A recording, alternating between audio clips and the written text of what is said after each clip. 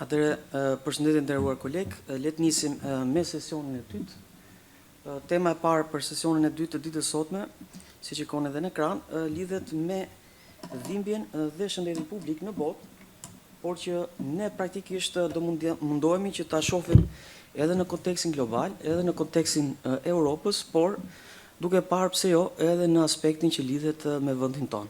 Gjithmonë duke parë nga databazat apo evidencat e publikuara, nga studimet, le themi, apo dhe projeksionet të ndryshme që lidhen me standardizimet që mund të bëjnë vendet të ndryshme, duke marrë në konsiderat disa indikatorë që lidhen me aspektet që lidhen me dhimbjen. Atëherë, pse dhimbja është një çështje e shëndetit publik, duke qenë që unë jam një ekspert për sa i përket shëndetit publik dhe pse u përpoqja që në këtë aktivitet apo në këtë topik ta konsideroja si element studimor për ta vënë në kontekstin se si e shikon një specialist i shëndetit publik dhimbjen, ashtu siç e pa secili nga kolegët tanë, sipas specialitetit vet. Atëherë, në kontekstin e shëndetit publik, dhimbja paraqitet si një nga shkaqet kryesore që lidhet me paaftësinë funksionale globale. Pra ky është një indikator që merret dhe matet për sa i përket le të themi prioritizimit në lidhje me shëndetin publik. Një aspekt tjetër është që lidhet me ndikimin e drejtpërdrejtë të cilësisë së jetës, lidhet me produktivitetin dhe pastaj çfarë është më e rëndësishme që si indikator matës janë dhe kostot shëndetësore që paraqet dhimbja për individët, familjarët, por edhe për sistemet shëndetësore dhe jo. Patjetër që pse dhimbja është një çështje e shëndetit publik, lidhet edhe ngushtë me sëmundjet jo infektive, pra sëmundjet kronike, të cilat ne e pam që barë të madhe zonën si këto çështje të dhimbjes tek sëmundjet kronike, ku shpeshherë dhimbja nuk ka ta shohësh si një sëmundje e veçantë, e korreluar o analizuar më në detaje, por më shumë shikohesh si element përbërës, le të themi patologjive të caktuara për tu përqasur në mënyrën tradicionale. Patjetër që kjo manifestohet edhe në elementin demografik të popullatës apo plakjen e saj, ne e dimë shumë mirë, sa më e avancuar në moshë jetë një popullat, aq më shumë le të themi shqetësime, ankesa që manifestohen dhe me dhimbje ka ajo popullat. Prandaj, duke marrë konsiderat këto element, kjo është një kontekst që lidhet me dhimbjen në aspektin e shëndetit publik. Ajo çka neve po përpiqemi të realizojmë në këtë studim, apo objektivi shkencor kryesisht është të sintetizojmë të evidencë globale mbi barrën e dhimbjes, të analizojmë pabarazitë strukturore që lidhen në menaxhimin e saj, por nga ana tjetër edhe të propozojmë disa implikime që mund të jenë le të themi kolona shtys për politikat e shëndetit publik. Pra le të themi gjithë të eksperiencë, gjithë të databazat, gjithë të evidencë, si ne do i përkthejmë le të themi në hardcore për t'i strukturuar dhe për t'i vënë në lëvizje nëpërmjet mekanizmave institucional, po dhe financiar, që në fundit të arrijnë tek ai objektiv, pra përmirësimi i jetës, mirëqenia, standardet tek pacientët tanë, por edhe një punë le të themi më relevante dhe më e lehtë për kolegët që punojnë apo përballen në mënyrë të vazhdueshme me këto pacientë.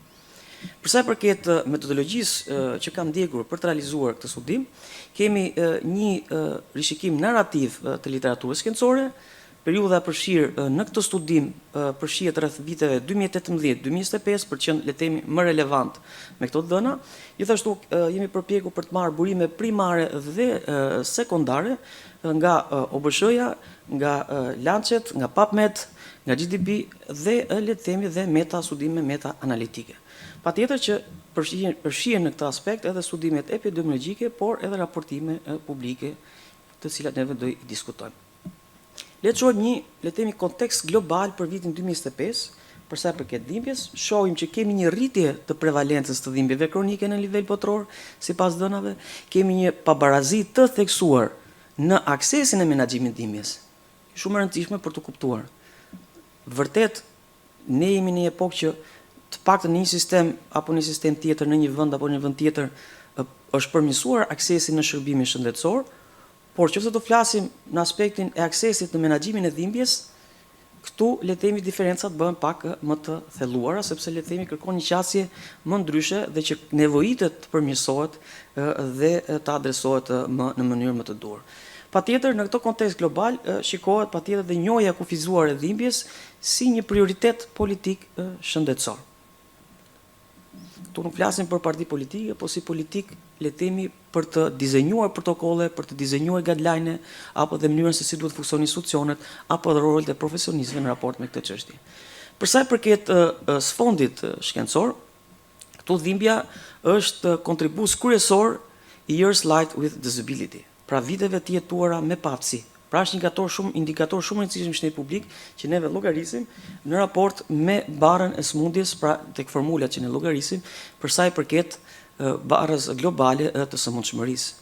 Tjetër, kemi një kalim të një problemi nga problem klinik individual në një problem popullate. Pra le të themi nuk kemi raste individuale, po kemi shumë, pra le të themi është një impakt, dhimbja është një diçka që impakton popullatën, impakton komunitetin. Dhe patjetër duke parë në këtë sfond shëndetësor nevojitet që ato që merren me menaxhimin shëndetësor, ato që merren me politika shëndetësore apo research, të japin rëndësi kësaj le të themi çështje. Patjetër që kjo ndikon në mënyrë të drejtë për drejtë në qëndrueshmërinë e sistemeve shëndetësore, pra ku maten me këto indikatorë. Siç e theksova, vitet e jetuara me paaftësi tregojnë barrën e smundjeve, të cilat janë smundje të cilat nuk vrasin vetvete, por ama dëmtojnë cilësinë e jetës. Pra duhet theksuar se shpeshherë ne masim me vdekshmërinë e smundjes në raport me eficiencën, mënyrën e trajtimit të tij, po harrojmë për të parë, le të themi, cilësinë e jetës si një element, pasi në sistemin që ne jetojmë tashmë apo dhe sfidat e sistemeve shëndetësore nuk janë thjesht më vetëm të kurojnë një patologji të caktuar, por dhe të rehabilitojnë individët dhe të mundësojnë të jetojnë një jetë sa më të shëndetshme dhe sa më mirëqenie.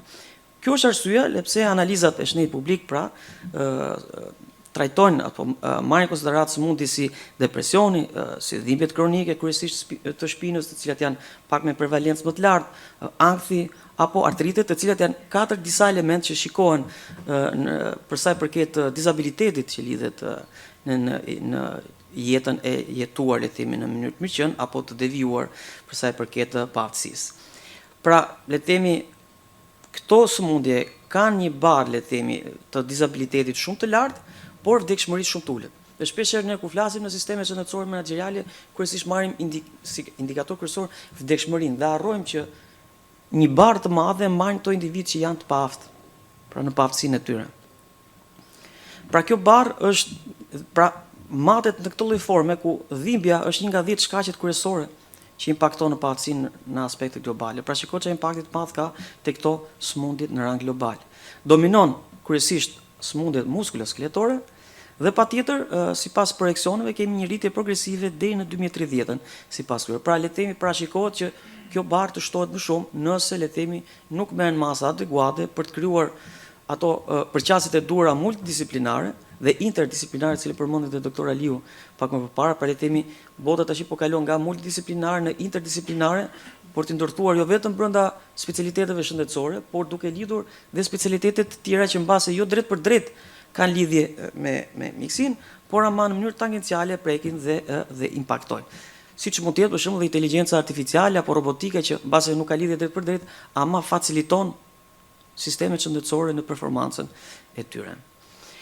Për sa i përket tipologjisë së dhimbjes, këtu kemi një klasifikim relevant për sa i përket shtetit publik. Neve klasifikimet kryesore të dhimbjes patjetër akute kronike sipas kozjatjes, pra për kufizimi ku kemi kozjate të shkurtër shpesh është post traumatike tek dhimbja akute, kurse rëndësia publike këtu është tek konsumimi i shërbimeve në mënyrë emergjente. Pra le të themi krijon një barë të konsumit të sistemit shëndetësor, le të themi, të kohës, të energjisë të profesionistëve, apo le të themi të amortizimit të institucioneve apo qendrave shëndetësore, spitaleve etj. Me radhë. Gjithashtu kemi dhe dhimbjen kronike, e cila kryesisht sipas përkufizimit zgjat 3 deri në 6 muaj, dhe rëndësia publike në këtë aspekt lidhet me paaftësinë në kohë të gjatë, që unë e diskutova edhe pak më përpara, prandaj dhe u fokusova tek dhimbjet kronike.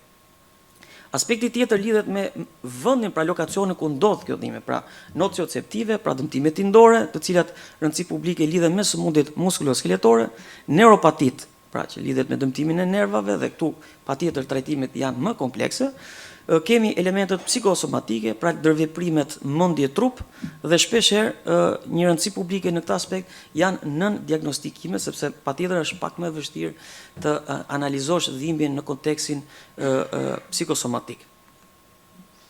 Përsa i përket rezultateve në lidhje me pabarazit globale në menaxhim, tu kemi disa element që ka një farë kontrasti global në menaxhimin e dhimbjes, kemi disa tregues, për shembull akseset në opioid, të cilat në vendet më të ardhur të larta i kemi në mënyrë më të lartë nga aspekti i numrave, tek vendet me të ardhurat të ulta këtu e kemi pak të kufizuar.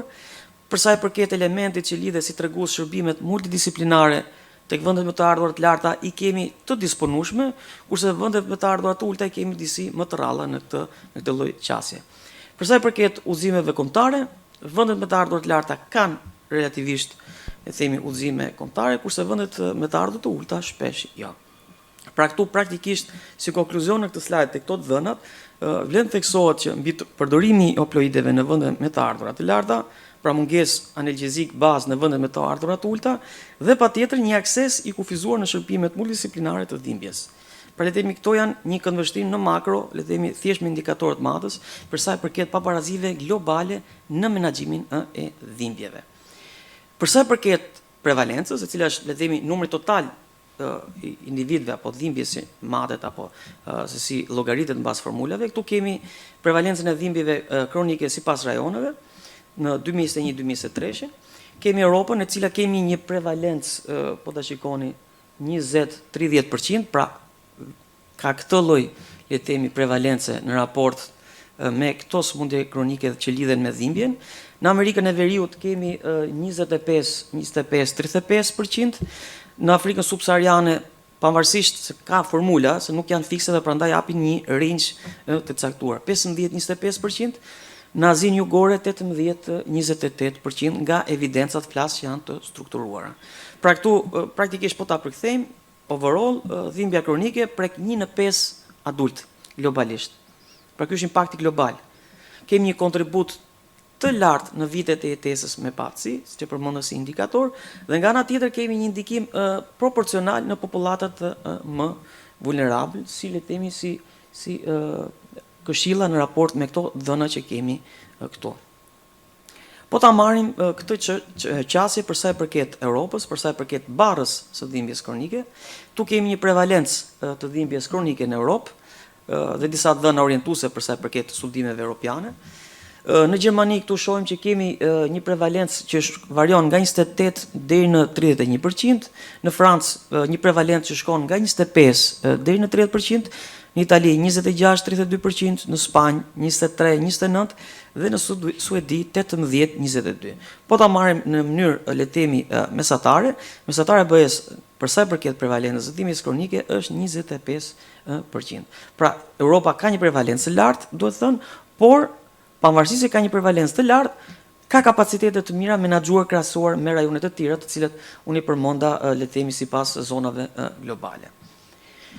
Po ta shikojmë le të themi këtë grafik të paraqitur në formë nga tabela në formë tabelare. Pra ky është një grafik le të themi kryesisht epidemiologjik, për sa i përket përqindjeve, tregohet prevalenca e dhimbjes kronike në vende më të përzgjedhura, le të themi që kanë një impakt, le të themi një analizë më të thelluar dhe mesataren patjetër të Europës. Pra prevalenca është e lartë pavarësisht sistemit shëndetësor që vendet e Europës po në vetvete, sidomos ato të Bashkimit Evropian, kanë një menaxhim më adekuat. Patjetër që ato kanë sfida, sepse gjërat evolojnë. Praktikisht ne si vend i marrim si vende referente, por kjo do të thotë që ato janë perfekte, se ato janë proces evolucioni, përmirësimi të vazhdueshëm etj me radhë. Por edhe këtu prap ka vend për përmirësim dhe vend për të diskutuar qofse le të themi do e shohim në këtë këndvështrim. Pra ajo që vlen theksohet që dhimbja nuk është vetëm problemi i vendeve të varfra, nëse shikonim nga databazat, por është sfidë vetvete edhe në vendet në zhvillim apo dhe vendet e zhvilluara. Tu kemi një trend për sa i përket viteve të papësisë, për sa i përket dhimbjes muskuloskieletike, pra le të themi kemi një korelacion në nivel global që shikohet që për shumë nga 2010 edhe deri në 2024 kemi një trend rritjes, pra shikon dhe ky lloj projeksioni na tregon rëndësinë që duhet t'i ofrohet mënyrës apo qasjeve të reja të trajtimit të dhimbjes. Dhe ky është një trend struktural jorasor, sepse le të themi po t'i marrim t'i analizojmë një gjithë ato elementë që kontribuojnë në këtë barë dhe apo dhe paftësi, le të themi ato fillojnë dhe shikohen pesha drejt për drejt. Pra ky është një argument le të themi që se do e shohim nga aspekti i shëndetit publik apo për t'i dhënë rëndësi apo për ta bërë prioritare këtë gjë, ky është një argument i drejtë për drejtë për politika publike dhe dhënien e rëndësisë së saj. Po të shohim, le të themi, Shqipërinë në këtë kontekst epidemiologjik, aktualisht në Shqipëri nuk është se kemi një survejancë kombëtare specifike për dhimbje. Këto dhëna kryesisht derivohen nga barra globale, barra e sëmundshmërisë dhe studimet rajonale, pra më shumë shikohet si atashim i elementeve të sëmundjeve të tjera kronike dhe jo një studim per se apo një dhënë database kombëtare që analizon e përpunon dhe shikon dhimbjen si një element, le të themi, të veçantë. Patjetër, siç e theksova, këtu dhimbja na shfaqet si komponent kryesisht i sëmundjeve jo infektive apo sëmundjeve kronike, pra si definicion. Për sa i përket vlerësimit të barrës së dhimbjes, po ta shikojmë, le të themi, ky është marrë një projekcion i vlerësimit dhimbjes kronike bazuar në barrën e Ballkanit dhe në projeksionet që bën Organizata Botërore e Shëndetësisë, pasi ne le të themi studimet mirë fillta, matse për vendin nuk kemi, por ama bëjmë një farë standardizimi, korelimi me këto të dhëna dhe na jepet kjo lloj, le të themi, panoram ku tregues për shembull për prevalencën e dhimbjes kronike të rajoneve në Shqipëri shkon varion 18-25%. Burimi kryesor nga gjithë dhimbjet shihet që në fillim ajo që ka impaktin më të madh është muskuloskeletor, gruposha më e madhe janë gruposha plus 45 dhe gjithashtu vërehet një kontribut të rritje i paaftësive, le të themi, apo cilësisë së dobët të jetës, le të themi, për këto individë të cilët janë afektuar nga dhimbja. Për sa i përket sistemit shëndetësor, menaxhimi i dhimbjes në Shqipëri, aktualisht politika kombëtare për dhimbjen nuk është se kemi konkretisht, le të themi, të situara në mënyrë të drejtë eksplicite apo në një plan kombëtar. Klinikat kryesisht multidisiplinare përgjithsisht që trajtojnë dhimbjen janë të kufizuara në vendin tonë. Për sa i përket trajnimit profesional specifik që lidhen janë në nivelet minimale dhe gjithashtu akseset në terapi jo farmakologjike patjetër janë në nivel të ulët, flas në trajtim profesional për sa i përket kombinimit, pra qasja multidisiplinare, kjo lloj, le të themi, qasje që kërkohet për tu arritur. Për sa i përket interpretimit shkencor në lidhje me sistemin shëndetësor dhe dhimbjes, patjetër dhimbja në Shqipëri është e nëndiagnostikuar dhe nënraportuar. Dhe patjetër që barra reale këtu ka gjasa të jetë më lart se sa vlerësimet e marra apo e matura nga projeksiona apo dhe ato dhëna të varfra që mund të vinë indirekt nga patologjitë e tjera. Gjithashtu dhe mungesa e politikave këtu e zhvendos barrën e individit që ka shqetësim tek familja kryesisht, pak në vendi jon. Dhe patjetër kjo na sill në ato elemente implikime për sa i përket politikave ku na lypset nevoja që të kemi një integrim të dhimbjes në strategjinë e sëmundjeve kronike. Një survejancë epidemiologjike bazë për sa i përket sëmundjeve kronike. Një elemente që lidhen me edukim në vazhdim apo trajnimin e mjekëve kryesisht të sistemit parsor dhe jo vetëm mjekëve, por edhe infermierëve apo edhe ekipeve të tjera, pasi secili nga ne në një farë forme është një agent i shëndetit, pra secili nga ne si profesionist prodhon shëndet me dijet dhe njohuritë e tij, qoftë me kolegët, qoftë me pacientët, por qoftë me komunitetin. Prandaj është e rëndësishme kjo, le të themi, ndërveprimi multidisiplinar.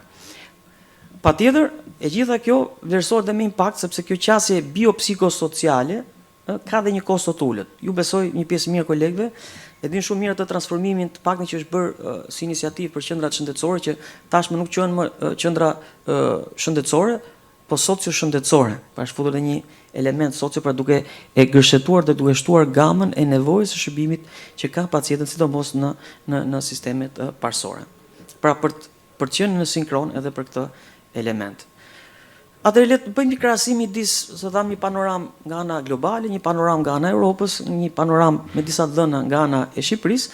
Atëherë le të bëjmë një krahasim midis Europës dhe Shqipërisë për sa i përket këtyre indikatorëve.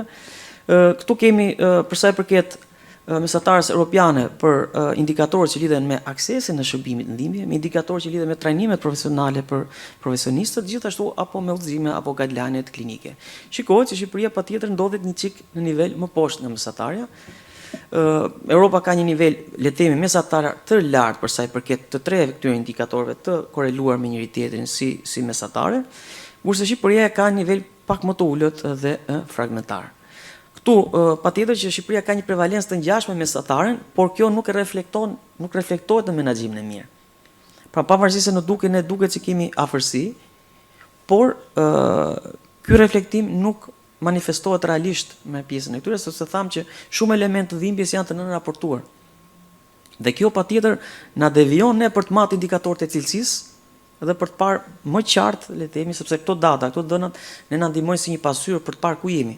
Jo vetëm për dhimbjen, por për çdo patologji. Dhe patjetër nën raportimet shpesh ne bëjmë pjesë, le të themi, të devijimeve të rezultateve për të parë realitetin ku ndodhet. Dhe patjetër kjo reflekton në diagnostikim dhe një mungesë, le të themi, prioriteti apo dhe surveillance. Për sa i përket aksesit të menaxhimit të dhimbjes në Europë, në Shqipëri, shikojmë që diferencat këtu, le të themi, nuk është prevalenca, por kryesisht diferenca theksohet tek kapaciteti i sistemit për të menaxhuar dhimbjen, kapaciteti për ta kategorizuar, kapaciteti për ta deleguar. Pra Shqipëria këtu praktikisht shihet nga dhënat, pra le të themi me ngjyrë blu duket le të themi mesatare pra e klinikave të specializuar apo indikatorët të guideline apo trajnimet. Europa këtu duket që ka nivel goxha të lartë. Po ta shikojmë, kemi rreth 80-s plus minus për secili indikator, kurse Shqipëria këtu ndodhet tek niveli 30-25, po ta shikoni me ngjyrën në portokalli. Pra praktikisht në Shqipëri kemi mungesë klinikash që trajtojnë dhimbjen të mirëfillt dhe udhëzimet, le të themi, jo të updateuara shumë, jo qasjet multidisiplinare, po qasjet më shumë klasike të ecura ndër vite. Për sa i përket rezultateve në ndikimin socioekonomik, kemi një ulje të produktivitetit në punë dhe të rritjes pafësisë për punë. Kemi rritje të kostove direkte dhe indirekte shëndetësore, gjithashtu kemi dhe një ngarkesë të shtuar të sistemeve publike të shëndetësisë për familjet dhe kujdestarët. Unë do të theksoj këtë ngarkesën e sistemeve shëndetësore sepse neve gjatë pandemisë Covidit e pam dhe e prekëm çdo të thotë sistem shëndetësor i ngarkuar. Domethënë të kesh aq shumë individ që ka nevojë për shërbim dhe të kesh kapacitetet limituara. Sepse gjithmonë është ajo dilema etike ekonomike që kemi burimet kufizuara dhe nevoja të pakufizuara pra për t'i mbuluar, se gjithmonë do ketë nevojë për shërbim shëndetësor, sidomos cilësor e tjera me radhë, por gjithmonë mundësitë janë limituara. Pra sistemet përpiqen që ta mbyllin këtë lloj gepi. Dhe prandaj është e vështirë që gjithmonë sistemet shëndetësore kërkojnë, pra marrin nga buxhetet e shtetit gjithmonë dhe kërkojnë gjithmonë të investojnë sa më shumë. Dhe prandaj shpeshherë edhe politikat shëndetësore e kanë të vështirë që të mbulojnë gjithë nevojat. Dhe shpeshherë i shkojnë tangent dhe hera herës nuk e vëjnë prioritet shëndetësinë. Por fakti ndodh që kur ndodhemi përpara situatave pandemike, endemike, dhe në këtë rast endemi, epidemi apo pandemi mund mos jetë thjesht një sëmundje infektive që ka një progres, le të themi, shumë të shpejtë dhe imediat siç kishim Covidin, po pandemi janë dhe sëmundjet kronike. Po ti marrim nga indikatorët. Pse çan epidemi, çan pandemi, ato patologji që kanë një prevalencë më të lartë, pra impaktojnë sistemin. Kështu që edhe sëmundjet kronike nuk përjashtohen nga kjo gjë dhe për më tepër elementet përbërëse tek sëmundjet kronike që janë dhimbjet. Implikimet për shëndetin publik këtu janë dhimbja si indikatori babarazisë kryesisht në sistemet shëndetësore, nevojat për survellancë epidemiologjike dhe integrimi patjetër në politikat e sëmundjeve kronike në mënyrë adekuate. Për sa i përket disa rekomandimeve, për sa i përket politikave shëndetësore, integrimi i dhimbjes në strategjitë kombëtare së publik është një element le të themi prioritar dhe që duhet bërë. Patjetër njohja e dhimbjes kronike si problem prioritar. Se para ne duhet ta njohim, duhet ta pranojmë, të shohim dhënat, po duhet krijojmë edhe ato sisteme metrike që i analizojmë këto dhëna dhe për të parë qasjen e dur, që pastaj t'japim rëndësinë e dur çdo lloj shqetësimi shëndetësor në komunitet sipas rëndësisë apo le të themi prevalencës që ajo ka. Dhe patjetër një monitorim sistematik i barrës së sëmundjes. Rekomandim tjetër lidhet me qasjet multidisiplinare në menaxhimin e dhimbjes, trajnimet e profesionistëve të shëndetit, akses të barabartë në trajtimet farmakologjike dhe jo farmakologjike, pra një gërshetim midis këtyre dy elementeve, zhvillimi i strategjive kombëtare për sa i përket dhimbjes, qasjet biopsikosociale, të cilat duhet të jenë të standardizuara, le të themi që mos të kemi le të themi diferenca të mëdha në këtë lloj qasje multidisiplinare, dhe gjithashtu një balancim midis kontrollit të opioideve dhe aksesit të drejt për drejt. Përfundime kryesore, dhimbja është një problem global, sistemik, i nënvesuar dhe jo vetëm klinik. Dhe kjo është ajo sfida, se shpeshherë kolegët klinicistë përballen në mënyrë drejt për drejt, por dhimbja nuk është vetëm problem klinik, pra është diçka shumë e gjerë dhe prandaj duhet një ekip multidisiplinar dhe interdisiplinar që të gërshëtohet dhe të qaset në mënyrën e duhur dhe në mënyrë eficiente. Menaxhimi aktualisht është i pabarabartë dhe i qëndrueshëm, pra barazit mbetet sfida kryesore për vitin 2025 për qasjen e dhimbjes dhe gjithashtu vlen të theksohet që shëndeti publik këtu ka një rol kyç në menaxhimin efektiv dhe duhet të mbarë rol udhëheqës, jo në trajtimin përse të pacientit, por rol udhëheqës në kuptimin të krijimit facilitetit të sistemeve që para profesionistët të ndërveprojnë në mënyrën e duhur me njëri tjetrin, vendosja rregullave dhe standardeve të duhura dhe roleve sipas një standardizimi të eksperiencave dhe praktikave më të mira apo evidencave më të mira, që në fundit të përkthehet në rezultate konkrete të prekshme dhe më facilituese, qoftë për kolegët tanë, por qoftë edhe për pacientin, sepse pacienti është fundit ai që vuan dhe ai që merr trajtimin dhe ai që ka ne objektivi kryesor është ta rehabilitojmë, ta shërojmë dhe ta kthejmë në gjendjen e tij më të mirë të mundshme sipas rasteve që kemi. Referencat kryesore të cilët le të themi ne u morëm për të realizuar këtë lloj studimi që unë u përpoqa, pra një studim rishikim literature për ta paraqitur me ju, janë organizata botërore e shëndetësisë, pra le të themi Lancet, barra e smundshmërisë dhe le të themi prioriteti i dhimbjes si një shëndet publik, le të themi të cilët janë sajtet kryesore që japin data dhe evidenca në raport me këto çështje. Do doja ta përmbyllja, dhimbja nuk është vetëm një simptom klinike, është një sfidë madhore e shëndetit publik dhe patjetër që ndikon në cilësinë e jetës, produktivitetin dhe sistemet shëndetësore në mbar botën. Prandaj vlen theksohet që shëndeti juaj është investim, dhe jo një shpenzim. Prandaj është shumë e rëndësishme që secili nga ne, pavarësisht situatës, qoftë koleg, se edhe ne vetë si profesionistë jemi të ekspozuar ndaj dhimbjes, shpeshherë edhe ne me ato burnoutet bëhemi pacient te kolegët tanë hera vonë momente të caktuara, prandaj është shumë e rëndësishme që secili nga ne si individ ta shohë shëndetin si investim, por nga ana tjetër edhe aty ku punon, edhe strukturat shëndetësore, qoftë nivelet primare, sekondare, terciare, ta shohin shëndetësinë me prioritet dhe çështjet që lidhen me shëndetësisë apo edhe dhimbjen si një nga elementet kryesore të barrës sëmundjeve kronike në gjithë numrat total të sëmundshmërisë. Ky ishte pak a shumë prezantimi im, nuk e di sa kam arritur që këto le të themi eksperienca, këto dhëna të përkthehen në mënyrë të kuptueshme për ju, pavarësisht se shpeshherë shumë kolegë hasen kuadrin klinik me njëri tjetrin dhe harrojnë që edhe ai menaxhimi shëndetësor, edhe ai krijimi i sistemeve shëndetësore është një element shumë pozitiv, por edhe negativ që nuk bëhet siç duhet, por edhe pozitiv që i facilitojmë kolegët dhe gërshetojmë dhënat, eksperiencat, praktikat më të mira dhe duke i adresuar në mënyrën e duhur. Ju faleminderit për vëmendjen.